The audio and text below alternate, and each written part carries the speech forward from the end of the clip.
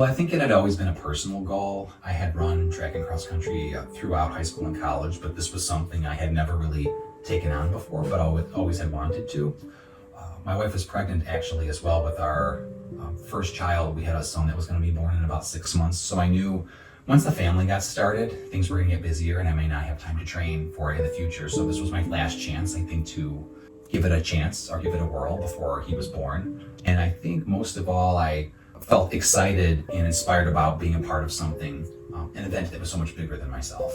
I went from really being a couch potato and having no conditioning to really starting from scratch. So it took me about 18 months total.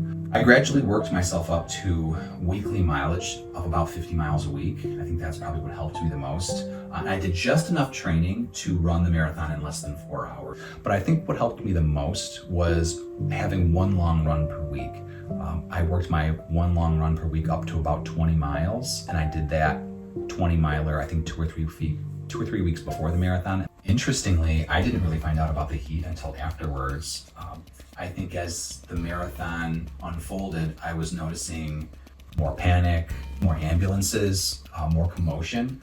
And I knew the forecast called for the day to be warm, but I didn't know it would be record-breaking heat. I didn't really find that out until afterwards. I did notice some other runners collapsing.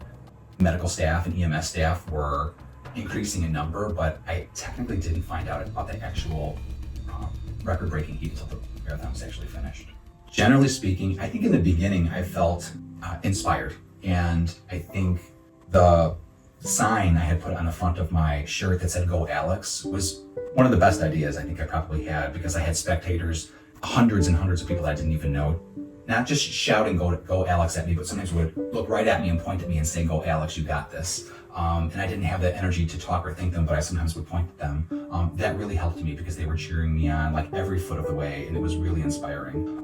I think I also learned that I think the Boston Marathon and the Boston Strong effort really caused marathoning to be a little more popular, and I think people are more experienced with it and more knowledgeable about marathoning now. But back then, in 2007, there were a lot of newbies running the marathon, people with a lot of inexperience, and I think that really affected the marathon and the panic and the confusion I think that was happening during it. And then around mile 20, I did feel like I was probably going to die, but thankfully that didn't last. And again, the spectators and everyone shouting and cheering "Go Alex" is probably one thing I felt probably the most and most inspired by. Well, as I had mentioned earlier, we did have a son that was about to be born, so that was a motivation. To squeeze in one more personal goal before the family was really started. I also think I didn't want to let myself down or my family down, because my family was there to cheer for me and support me. I think one thing that motivated me was all of the dedications that the other participants and runners were dedicating their own races to. There were hundreds of people in front of me with shirts and pictures on the backs of their shirts of their mom or their dad, cancer survivors, people that survived or maybe passed on from tragic illnesses, siblings. That was really inspiring and emotional to see all of that passion and dedication and tribute going into the other runners.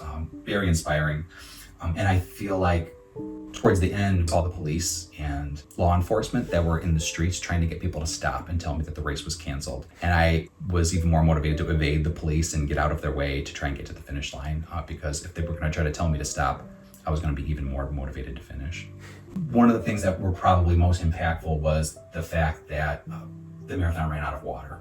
So in the second half of my entire race, the water stations were depleted and shut down.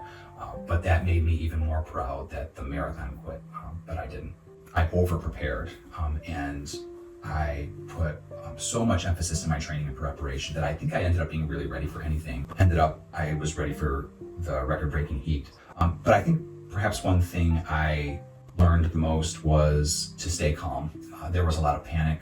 There was a lot of confusion in the streets, and I think I learned that if I just kind of stay focused and stay calm, then I'm much more likely to meet my goal. Number one, goals matter, and the achievements and challenges you take on do matter and make a difference. It's okay to be a little bit afraid sometimes, and it's okay to embrace any fear you might have if you're encountering a challenge, because without fear, you will never know how brave you actually are.